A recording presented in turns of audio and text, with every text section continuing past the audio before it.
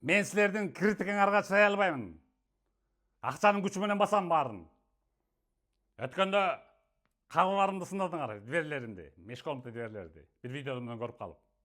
Ошол зама тертеси алмаштырдым баарын. Мына көрүп атасыңар.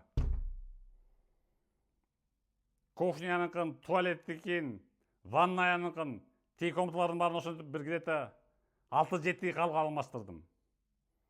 Мына ар бирин 25 000 сомдон койдурдум. Өрдүңөрү жапжаңы мына.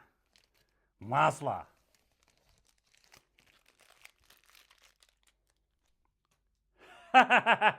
Бул эч кандай пластик двердин рекламасы эмес. Бул керек болсо өзүмдүн рекламам.